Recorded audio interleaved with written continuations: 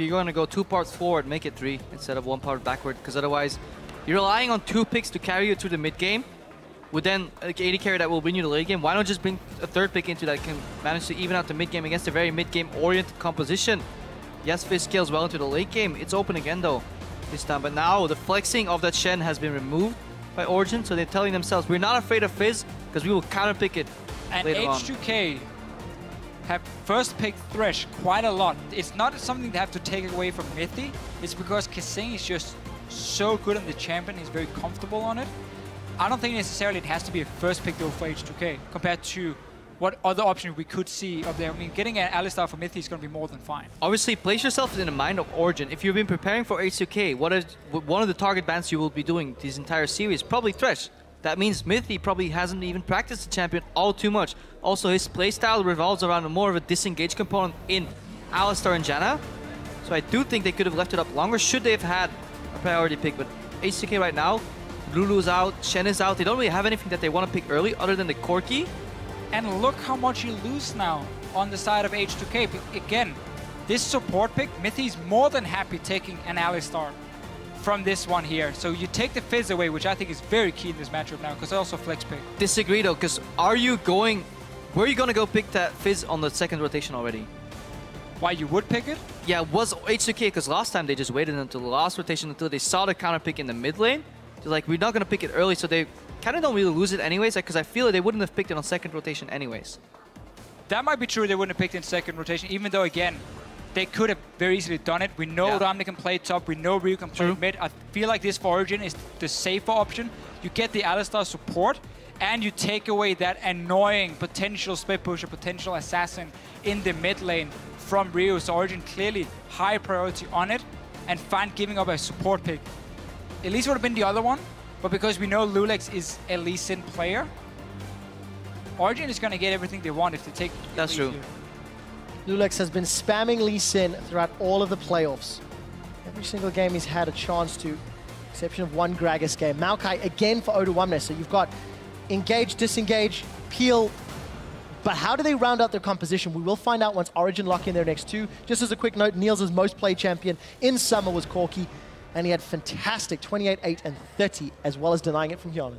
I definitely want to see where that Fizz ends up going and how much Origen is willing to reveal right now to keep that flex Fizz dream alive. Soa's wanted into the Maokai up in that top lane. You get double, a good matchup, yeah. Double Trinity Spike from Origen. Insane mid game, which is where they started losing ground against H2K in the last match we just saw where they fell behind. Again, at least Alistar would be the expected ones, but they're changing it up from Origen.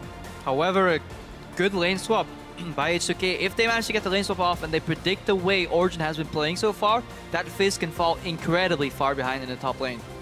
Really hard to farm as a melee range champion, under-leveled, under pressure as well. If H2K can pick a safe AD carry that can survive on their own merit, they've locked in Jinx. Again, it's Hyonin's also 2nd most played, undefeated in some. Into this matchup though, this is incredibly rough. This is I mean, what he's borderline ballsy. He's got Thresh. What he's basically seeing is, sure, he has the Lantern, first of all, but he sees, okay, the Braum is here, then the Corki and Elise. So there is nothing that is going to directly hard engage on me, and then except for the Fizz, which is the one who can flank onto him, get the fish connected, and then you can take down the Jinx.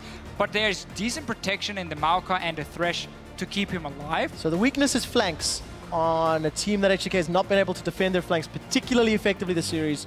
On Lulex, who's not buying Sightstone on Lee Sin this series. I'm not quite sure if I agree with the only target being able to connect to the Jinx being that Fizz.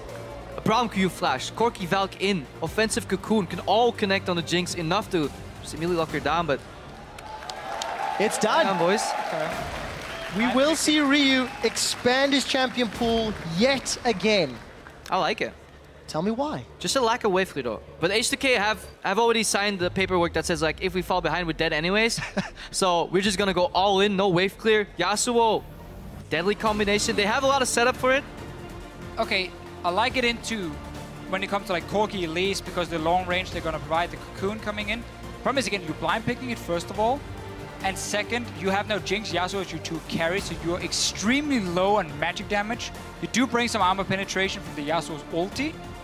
But as you said here, late game scaling wise, yeah, it looks great. Champions, But I'm more concerned about what's going to happen in the mid game here, because Origen is looking very, very strong in this mid game already, and I'm not sure that Yasuo and Jinx will have time.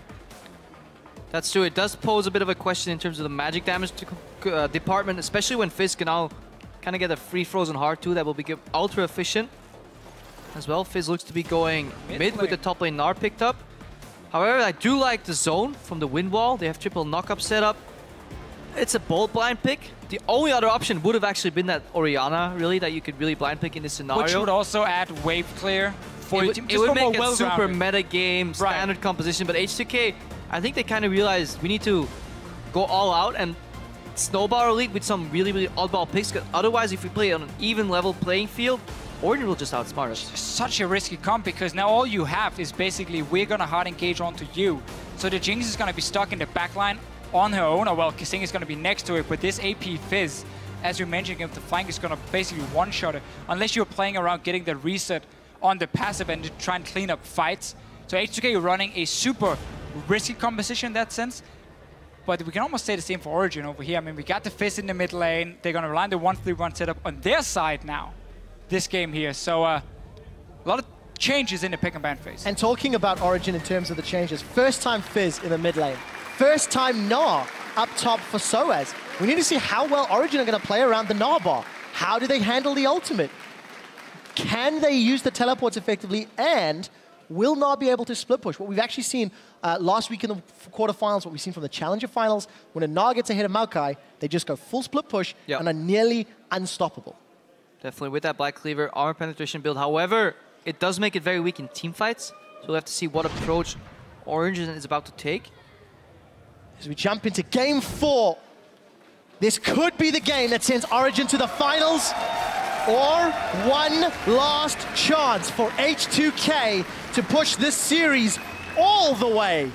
And H2K have picked an all-or-nothing team composition. What better way to set a stand? I do think Origen can also split away from that 1-3-1 composition and run a simple 4-1.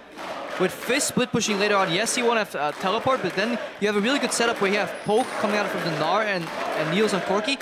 And if a Braum Q ever gets connected, it makes it so easy to follow up on any damage. So you can really have good control around objectives and have a flank from Expected come in. The problem is, if you have your Gnar sitting with your team, playing around Mega Gnar becomes way too easy for H2K because you have full vision of the Gnar all the time. So one of the reasons we want to see him normally sitting in that side lane, stack it up, and then he TPs in, gets the Mega Gnar going when the teamfight starts. But Origen, in terms of engaging, this is what I highlighted with the Jinx pick for H2K, is if you look at it, you mentioned how they can flash Q from the Braum as a potential way of engaging, otherwise you're looking at a flash Cocoon.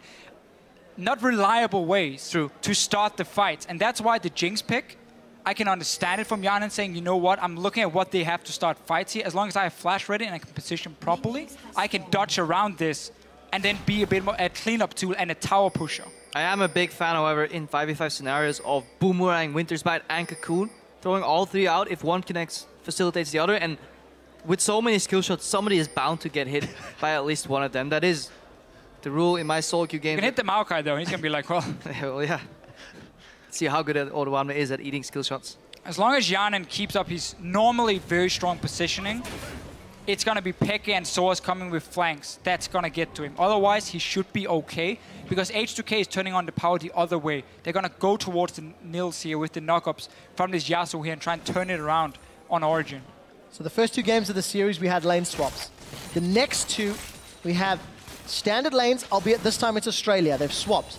The duo's up top, and eventually the top laners will head their way down bottom.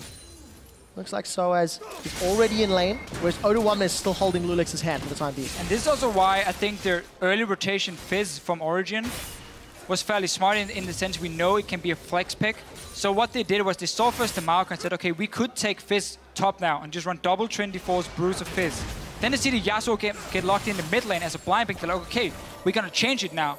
We still have that option to swap it down mid and clearly want to take that skill matchup, 2 assassins once again, and then pick the Gnar instead as the also a split pusher we can say against the Maokai. A couple nice trades here from H2K, really using that double range advantage against the melee range support on the side of Origen in that Braum. So they get a bit of a sustain lead. Now the lane stays even though, a bit of a difference in the start as well. Soaz went down immediately. Oduamne was dual jungling, giving his jungle a little bit more momentum, but then sacrificing his teleport in the process. However, this should mean that Lulix now stays on even footing. Hang on, hook into Flay. Double Flay. Concussive blows about to get procced on Hyanin. And it's actually Hyanin that's forced to Blow's Flash. If you get connect on Winter's Bite, AD carry almost always has to flash. You know, as I was talking about, at least super sustain in the jungle. Lulix should be sustained enough. This opens up for early ganks. Wow, that was a flash playful Trickster. The Venomous Fang is going to come out. First blood, amazing. That dash from Rio secured the kill for Origen. Great early gank. Snowball, the assassin in the mid lane. How is a Yasuo going to farm if he falls behind versus Fizz? He can always get engaged on another. Hooked on to Nils. Good trades. That's a flash and ignite. No heal? So many heals been used. I don't know. Potion burning. Neil survives. Now you can see why Kasing has had Thresh banned from him 3 games in a row. And just the setup they have with the Jinx, you have the Lantern. That gives her some mobility. It gives her almost a gap close, at least to escape. And then at the same time, the hooks into the traps. And now Amazing, he's looking for more. TP as well. Death Sentence connects onto Mythy. TP's being channeled from Soaz. Defensive flash. There's the Lantern, but it's a 2-man boomerang. Soaz is trying to get hyper. He's got it once. The repel, not going to follow for a target. And H2K get away. I like how Hyanin was waiting, trying to kill Miffy there before he took the Lantern out.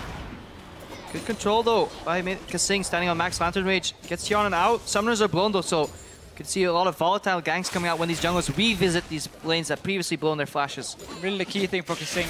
Didn't want to try and join in and killing Mythy. He's like, no, I'm instantly just going to back away. I am the guy who gives you the cap close. I'm the guy who's going to save you. Gets the Lantern back. Mid lane though, Pekka got that early kill. They keep trading. Now last game, we saw a very good performance from Ryu on that Fizz. I just want to highlight how Pekka managed to get that first blood. He got into Playful and Tricksters, and as he was landing, he flashed forward, carrying on the damage. This surprised Ryu and actually facilitated that gank, so really showing that he mastered his champion, is not afraid to use his flash offensively. Crepo, it surprised me as well. And we're going to see the supports, this time both roaming to the mid lane. Mythy, not going to connect with that Death Sentence. Sorry, Kasing not going to connect with the Death Sentence. Mythy is in the middle lane, both with Relic Shield and Tier 1 boots. And both already moving down to join their AD carries. Hyanin and Niels, they've swapped, headed down to their regular lane of choice. We might just see later on in this game here how both teams once again swap the AD carries to the mid lane, sit and face each other, and then we're going to have these split push wars, the Yasuo into the Fizz. Late game wise though, once Fizz gets the Hourglass especially, I really want to put it heavily in his favor. As long as the Yasuo doesn't get to go one-on-one against Soaz, Origen is going to be fine doing that. And then we get these big team fights later on where the flanks needs to happen from Origen. And this is something we haven't even seen this entire series. Very early, grouping up from Kasing and Lulix, working on their vision together, was lacking the past 2 games so far. Deep pink ward gets placed. It's very hard for people to spot that. That pink ward very often survives more than 5 minutes. Could be crucial into spotting Amazing. Amazing right now is on the left side of the map, so Oduamne will have to be careful, because Lulix is controlling the right side of the map. By process of elimination, they know that he's not on the right side, therefore he has to be top lane. Amazing is top lane, and not going to find anything. And we need to see whether or not Lulix and Kasing can keep up that level of deep vision. Lulix going to steal some of those Gromps away, and maybe look for a play down bottom. If he could get level 6 there, he can actually dash into the lane from behind and kick Nils or Mythy forward, open up a very, very unpredictable gank. We'll have to see if Amazing can recontrol his jungle, but it seems like they're dividing the map up left side and right side. And now with Amazing invading on top side, he knows he's not there. Instead, it connects! Kasing forces the flash from Niels. That was so close. Lulix didn't connect the Sonic Wave though. He flashed through the Flay actually. Very, very good, well-timed flash by Niels. Any second later or earlier probably would have resulted into a kill. Give me the instant vouch though from Corki instead when the hook is flying in the air. Yep. To just dodge it and obviously save your flash. I'm not sure if he was expecting Mythy to take it, but obviously he has no flash, so that would have resulted in a death. Instead though, top lane, we know how well Nard is doing into Maokai. Soaz is going to be a bully in this lane. He's going to keep doing it over and over. And look who's here. One of the best junglers in the game at tower diving. Oduamne, you are in big, big trouble. Here comes the amazing Spider-Man! And they get themselves a kill. Just so well executed. And obviously they saw Lulix commit for a play earlier on the bottom right side of the map. This leaves top left side exposed. Oduamne should have been expecting that gank. It was wiser to base or even teleport out. Lulix needs a fish in the mid lane. Sonic waves a minion, not going to get in range for the Dragon's Rage kick, and Peke makes it out. Let's look, though, at how Origen has played for the last 1 or 2 minutes where they didn't have vision of Lulex. Once Amazing invaded into the topside jungle and saw there was no Lee Sin here, the camps were alive, he knew he hadn't been topside for a while. He called it, the bottom lane stayed very, very far back. And instead, it also allowed Soas to play the bully, play aggressive top. You saw him jump forward because Amazing was nearby and they knew Lulex was on the bottom side. They used that information so well, and in the end, they're the ones getting the kill for it. Now, previously, the jungle was divided the map left to right, but right now, Lulex was the first one to get that blue buff on the side of Origen. If he returns to Blaze, hands off his blue buff, potentially even to Maokai right there, since Yasuo obviously doesn't need it that badly. We could get a big buff advantage here on the side of H2K on the second round of buffs. Yeah, we did see Lulex stealing Origen's blue a few seconds ago. Farmed himself up again, a CS lead over Amazing this particular match. Ryu also with the CS advantage in the mid lane again versus Peke. We know that Peke now has access to Chumma Waters, and assuming it doesn't get wind walled, has the ability to all in. Braum Corki spikes pretty hard actually at level 6. If they can connect Winter's Bite, there's the immediate follow-up from the Glacial Fissure. Also, Corki puts out tremendous amount of damage when targets are CC'd because it's so easy to land Phosphor Bomb, get a proc from Sheen if he ever bases and buys that, get a couple rockets in the face, and you can straight up just focus Thresh here as well because Jinx doesn't have the counter damage to really finish you off because you can always put up the shield from Braum as the ulti connects and negate most of the damage. I want to see what else Mithy wants to do on Braum though, because Alistar was open. Would have fit in extremely well when it comes to trying to dive onto H2K here and enable the Fizz and the Gnar. Mass amounts of CC coming in, fantastic dive potential with Elise Alistar. Up for the Braum instead. Not against any poke really on the side of H2K where we've normally seen the pick come in, or in compositions where you really want to protect your backline, which is not the case for Origen either, because Nils is going to handle himself. 4 people coming bot lane now. Drag the mana bars. Niels probably just had to Valkyrie out, so you know Valkyrie available for him. That's a 2-man last breath, and Niels is already down. Teleport started from Soas. He's opted to cancel it. Ryu is looking for more. Glacial Fissure defensively from Miffy, and Ryu grabs himself a kill. Oduwamne looks like he's going to get run down. Soas is going to go Mega Gnar, and he wants to, doesn't even need to. He's shut down Oduwamne. Yeah, just double-checked, and pre-facing that play was a zap into hook that forced the Valkyrie. That put Niels under his tower with no flash. Lulex kicks immediately, because it doesn't matter what direction you kick him in anyways, because Yasuo will take over that knockup with his ultimate. Very straightforward dive. Miffy drops 2, so really nice play. However, this leaves the mid lane tower exposed, and Origen open up the map. And really the big problem here for H2K, despite having such a good dive on the bottom lane, Soas gets another kill top. Last picking that Gnar. Oduwamne is saying, you know what, I'm expecting it to be a Fizz top lane. I should be able to handle this matchup a lot better. Instead, he's in so much trouble in this game. He's been shut down completely. He has to delay going Righteous Glory just to build up some more defensive stats. And yeah, as we see Origen pushing that map lead even further by picking up a dragon. I just want to touch on that point on Oduwamne yet again, because H2K does not play well from behind, because Oduwamne is a player, when he's put behind, he seems to fall deeper into the pit instead of crawling out. We've seen a couple of games where he just kept overextending and just kept getting ganked, and Soas should be a player that can punish that very hard. So we'll have to see if H2K have fixed that somehow, get him back into the game, because else he'll keep getting bullied on these side lanes. Good move from Origen here, taking down the bot lane. They have multiple members on the bottom side, even Soas without teleport. Instead of him staying top, he moves down to another lane, so you have the potential of 5 members nearby, and also you start taking over the jungle and push in a bit further. So tower will be traded though. Ryu's gonna get the top lane. H2K need to get a tier 2 tower somewhere, or the tier 1 in mid, or potentially the top lane tower, but even more vision control in the enemy jungle. They need to get something out of this play, because otherwise they're simply getting out-rotated by Origen. Origen's already knocking that tier 2 tower. 4 people here. Oduwamne had to flash. Maybe another tower for Origen. The rest of H2K still somewhat stuck in odd places on the map. Kasing and Hyanin are there. We do see the Super Mega Death Rocket goes out. It doesn't do a lot. Flame Chompers are splitting them up. Oduwamne is in the middle of the fight, but Hyanin's now being focused. Glacial Fissure comes out from Miffy. That knocks Hyanin out before he gets knocked down. Oduwamne will get stunned by the concussive blows, but here comes Lulex. He needs to find a target. He's going to look for Amazing. Ryu will find himself a kill. It's a 1 for 3, and Origen got a tower, with Soas joining the fray.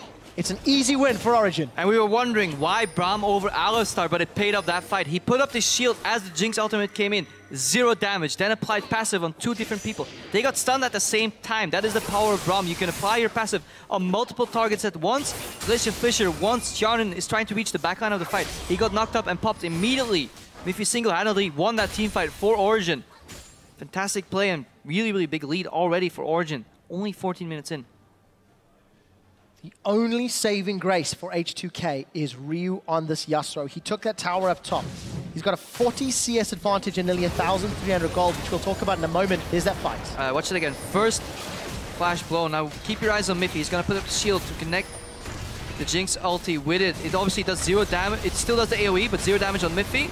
Puts it up, does nothing. Now he's going to walk in zone Hjarnan. He's applying passive on multiple targets in the fight too. 1 on Oduwamne, 1 on Hjarnan. Hjarnan is face checking into Miffy, gets Glacial Fissure. The Kasing still has a passive of him. Oduwamne still has a passive of him. Double stun here from Braum. Luix comes in, can't connect with anyone because Yasuo's not here. They find amazing. But yeah, that pick is definitely paying off for them. Melee range ADC is the deadest. Yeah, Jan not really making it very tough there. Moving straight into it. Did that take a second to Fisher? Man, I was wondering why he was moving around like that. Instead, the Origen is still full control. Oduwamne, he just keep getting ganked. Yeah, taken down. He's going to go down. Lulex, no, he's still alive. He manages to walk away. Oduwamne survives. Death Sentence doesn't find a target as Soaz teleports onto a Flame Chomper. I'm sure I saw a smiley there from Jinx. H2K, they hold their inner turret, but they lost their blue. Okay, sniped. That's a dead spider. Someone get the bug spray. Hjarnan's on the board. H2K now looking to fight. Ryu forced to flash defensively. Glacial Fissure's going to come up and slow Hjarnan as the Nar stuns Ryu against the wall. Zap comes out. Kasing gets a death sentence, but it simply does not matter because in the end, Origen look like they will get this tower. Minion Wave is conga lining in. And unfortunately for OG, the wave clear from H2K is good enough. H2K needs to realize that you just had a 4v4 fight down bottom lane without Soaz. Now you have one with Soaz. This guy is extremely fed, so you cannot just dive onto him normally. These fights will go in favor of Origen. First, they're trying to get Oduwamne down, stays alive. Ludix with nice kickback on Amazing, couldn't get in the last execute. And then we get the snipe, yes, but then it's H2K trying. See if they get more kills and then realizing how strong the rest of Origen still are. H2K have to keep using that kick defensively, though that eliminates a very big part. Small Spilings could have caught that one, come on. Part of their combination, which is the kick from Lee Sin into the Yasuo ultimate, and that's what they were going to be looking for. Luix has to work on his bowling skills, knock a couple pins up at the same time, AoE ulti from Yasuo, followed by Windwall, and in that time, Hjarnan should be able to deal damage untouched, but then he has to stop face checking. That's the fancy one, then there's the boring one, where your Maokai points on click on a target and presses Q, and then you knock them up, and hopefully that could be enough for H2K. True. Yeah, but he's not going to survive long enough because it's 16 minutes. One job. Oduwamne's only got knock someone up, please. A Catalyst and a Ruby Crystal. Lulex is still farming up the necessary minerals. He's 1 Ruby Crystal away from a very famous song. But for H2K, they're down in gold, they're down in kills, they're down in towers. Like, they need to get some power. Maybe from Ryu finding a pick. Maybe from stalling until Oduwamne can become a front line. Well, we're going to have a dragon fight incoming here. Source is no TP, that's why he's not in a side lane. Early Sunfire for him, so full focus on getting split pushing power and also a cheap early item to make him a bit stronger, spike a little bit earlier. And no magic damage, but aside of H2K. Different approach in itemization though, when we see Nars fully spec into offensive split push, we've even seen Blade of the Ruined King over in LCK, but didn't really work out all that well. But usually they go Black Cleaver, but so I was saying, okay, I'm building more for teamfights. I'm already winning my split push. Why spec into offense when I can just make it so hard for people to kill me? Still push with that Sunfire Cape, so good adaptation there in terms of item builds. Yeah, and we've seen other adaptations as well, where you have like 1 or 2 tank items first, and then maybe as a third item, we've seen Chachi do it in the quarterfinals. If you want to then go back to your 1-3-1 setup. But definitely with the fact he's been winning his lane so hard, no need for that Black Cleaver. Easy dragon for Origen. If he built a Glacial Shroud, it could go into the Harbinger, but I think it's more going into a Frozen Heart because it's just ultra efficient to build it. As a Braum, when you're dealing with that Yasuo, who can then slow down in terms of attack speed, also just build raw armor and you can peel the Jinx. It takes Jinx an incredibly large amount of time to peel through a Frozen Heart shielded up Braum, it's pretty much impossible. Just another great reason for Soaz to rush early armor items. Instead of going Black Cleaver, don't go Blade of the Rune King or anything. No, if you just become nearly unkillable for Yanin in these fights here, you're just going to zone him one-on-one so easily, and it's going to be all about can you avoid Ryu one-shotting Nils basically in the fights. Traditionally, in League of Legends history, when a team that has a single damage type with relatively limited wave clear falls behind, it becomes exceptionally difficult to pull it back. You then put that exact team with that exact team comp down 2-1 in a best of 5. H2K have one hell of an uphill fight ahead of them. Got to worry about potential dragons coming in. Origen got them at an okay time. Should be about 4 or 5 minutes for the next one. That's going to be the third. Now the last mid-game though evolved a bit into a solo queue-esque situation. If you played enough solo queue, you know that 2,000 gold is not enough to net you that victory. Nor is Watch enough LCS to know that, Crepo. Or 5k or 10k. So with a good Yasuo play here and there, Ryu can definitely swing this game back into his favor. Because obviously there's armor penetration on that ultimate. So you can never really out-armor Yasuo because eventually he can deal a whole lot of damage. But then he needs to find its opening and dodge the CC. And his target's going to be the AD carry, who's hopefully not stacking armor later on. We have seen Brandon Zoman a few times. Tribute to Genja. Other AD carries. Genja is so the Time Lord. He knew what was going to happen, but he was waiting for this game. Game 4 in the playoffs, semi-final. So we're hitting 20 minutes now, and Origen has slowed down the tempo. They did get the previous dragon. They are doing the 1-3-1. Doing to H2K what H2K did to them in the previous game. And Ryu's going to go all in on Pekka. He will find it with the help of Lulex. Soaz starts the teleport, then cancels it. That means Oduwamne has teleports available. Origen lose the mid lane and back away. A big mistake from Pekka. Flash up, didn't use E, I presume. Probably just got connected by Yasuo and didn't expect the ulti. Lulex came in and followed up with some heavy damage. And the worst thing was his teammate just moved over to try and secure the rest of the jungle because they were timing the wave he was pushing down, and then he gets caught out and dies. This is going to delay everything for Origen because now it buys time for H2K at least to shove out the lanes. You can see top lane Ryu. Someone needs to go back and worry about him. It's going to be Soaz on the way up there. Good sidestepping from H2K, not to get caught by that Winter's Bite. But with teleport on Oduwamne and it on cooldown for Soaz, H2K have an opportunity to make a play in a side lane. And there's a couple of deep pink wards hidden well inside the jungle of Origen. Origen actually haven't been in that jungle too much lately because they've been counter-invading. That initial pink ward is still alive, so we might actually see later on teleport from Oduwamne. Perhaps even with home guards. Need the home guards. Very early for him. If he's going to guarantee getting in that backline, setting up Ryu for the perfect ulti onto someone like Nils. Finally though, that one pink ward is about to be spotted by Mithy. He actually cleans it out. So that pink ward survived for a very long time. I've asked the observers to confirm how many minutes, Crepo. We will give the important updates shortly. Gotta love those vision wards. Talking about the time and talking about the slowdown in tempo, Oduwamne has been able to finish that Righteous Glory.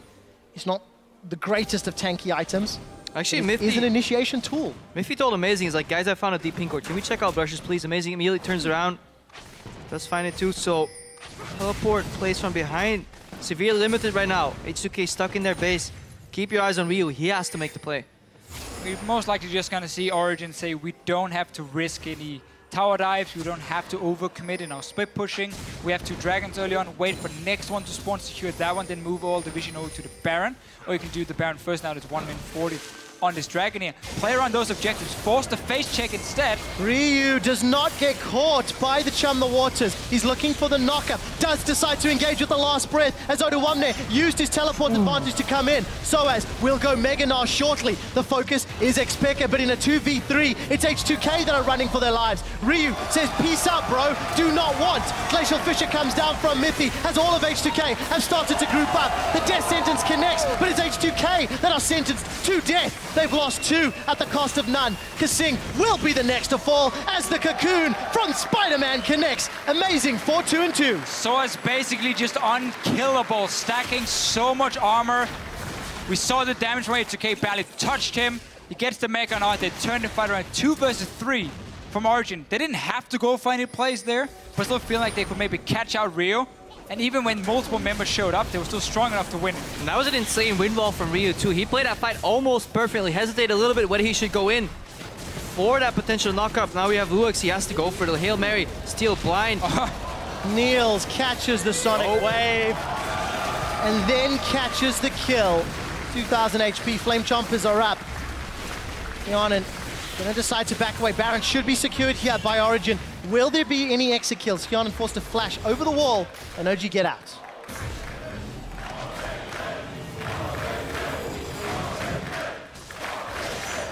Let's see it again. Origen with a small trap source waiting in the bush, and then now you see 3 guys for H2K. Look at how tanky Soaz is. It's pure physical damage, and then a Maokai who's under-farmed, under-level, dealing a little bit of magic damage, and that's not enough. And once you can start taking these fights on the side of Origen, you buy so much time for rest of your team. Beautiful ulti from Mithy. That's 2 kills, 3 even in the end, into a Baron. Like, Origen, composition-wise, have so many ways they can play out this game now. And the amount of time that Soaz managed to buy cannot be understated, because if you watched your minimap at the start of that play, they were coming all the way from the mid lane. Mithy even managed to pass super aggressively because of how well Soaz was keeping them busy with his one-dimensional item build on Gnar. Didn't have to go for the fancy Black Cleaver. I will 1v1 you, bro. No, I will just simply win the team fight for my team.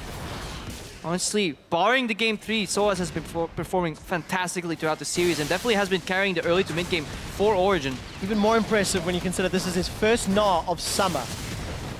And he will need to do that if Fnatic expectedly win. He'll be facing up against potentially Huni in the finals. Definitely need to have his top lane game on point. Definitely the case for Origen, because with the lead they've accrued and the advantages they've built up, they look to close this series out 3-1. We're getting nearer the time the NA LCS semifinals was going to start, so welcome to all our NA viewers. We've missed a few fantastic games. And Origen now need to demonstrate their ability to close and not run the risk of getting cornered by Ryu, because a Ryu Hail Mary is the only thing I see that can pull them back into this. It becomes very telegraphed though at this point. And you need to burn through like... From Gnar. You can even sacrifice one of your members to the Blood Gods and you will still win this siege. I just wonder what happened in the pick and ban phase for H2K when they decided we need to blind pick this Yasuo. It's going to be the best option for us with the setup we have. Again, we mentioned how the Jinx, there were so many things that could flank, but then we could see how Yannick could maybe decide to stay alive and therefore you could pick it. But then you don't pick in the Yasuo with it, because then you just, again, you're just stacking physical damage. You have a composition that can only do one thing, and that is jump in, assassinate a target and get a reset, and you need to have the lead to do it, because again, you're no proper wave player. You have really no ways of getting back into a game. Origen, however, do have a way to get out of this game, and it's with the Baron empowered minions, it's with a top lane inhibitor, and a 9,000 gold lead. Miffy's so far ahead that he actually doesn't have to finish that Frozen Heart. Just says, okay, I'll just go Harbinger. Braum doesn't really value too much from AP, so the Amptoms in that build completely wasted, but he just wants to buff up Niels even more because he's just too hard to kill. And even if they get through him, eventually, then the fight's probably already won, so... Bit of an adaptation in his build there. We also saw Origen securing another blue buff on their way out. I believe that's the 3rd blue in a row they've stolen from H2K.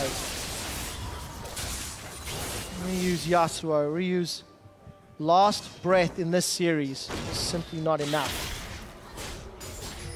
And this could be it. This could be the final minutes of our first semi-final of the summer split. And Origen, despite the veteran players in their roster, this is their inaugural team debut in the LCS, and it would be a final for them as well. Soaz is teleported in to take the inhibitor turret. Here's the fight. A Flay will interrupt the hop. Soaz is going to go Mega Gnar shortly, and he's tanking up H2K. Niels and Mithy trading a couple blows on him in here before they back out. So tanking that front line from Soaz. Jumping in aggressively, zoning people away. Not gonna threaten Odomdo. Instead, he's going for Jinx. Oh, Hyonin's going to go down. The Lantern's not enough. Soaz is on a rampage. 4-0-3. Chum the Waters gets blocked by the wind wall once more as we see Ryu trying to get on the back line. It's actually Oduwamne that picks up the kill on Mithy, but it will not matter. The damage dealers for H2K are down. Origen have super minions almost on the steps of the top lane, and this could be the final push. The Cocoon connects onto Lulex. Amazing, does get caught by the death sentence, but he's simply too tanky. Oduwamne takes a lantern out, so it's going to go Mega Gnar for the second time this trade, and Origen realize they do not want to give up the lead they've built. They back away after a Nexus turret. Well, you still got 3 dragons for yourself.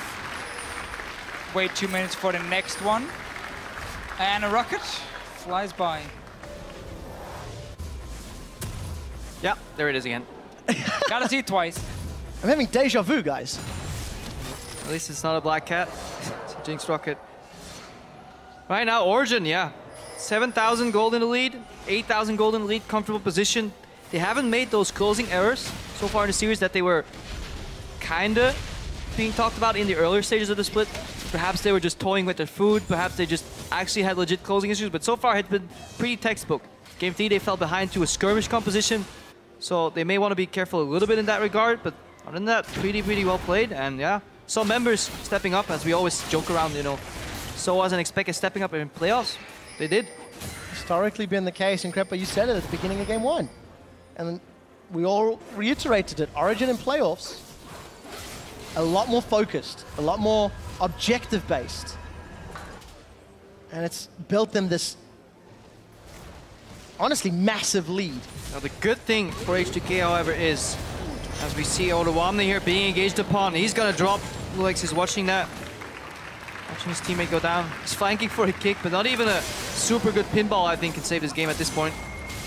I'm gonna need to see whether or not Ryu can play bowling. Oh, Dione gets gnawed! The stun doesn't connect, but he will be able to escape. That is a massive flame chomper. Soaz is gonna go to Mini Gnar shortly. Aggressive Valk forward into the Glacial Fissure. A 3-man last breath. It does not do anything. We do see Origen grabbing 1, grabbing 2. The Nexus turrets are being focused by the super minions. Amazing is trying to push them down as well, and Hjarnan will not be able to get more kills. H2K get aced. Origen, they were going to Stockholm, now they're going to Stockholm in the finals. They will be facing the winner of Fnatic or UOL 3-1 in their first LCS splits.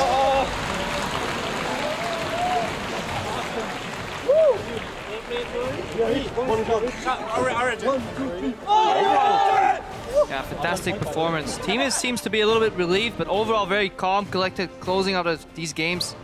Dropped 1 map, but a lot of people expected this overall. 3-1, superior seed coming into the playoffs. They had that bye, they had many weeks to prepare.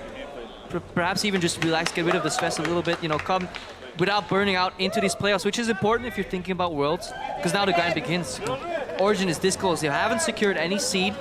In the finals, they have to win to get that seed, otherwise they're going into the regional qualifier as they don't have sufficient points gathered so far in the split, but they're looking strong.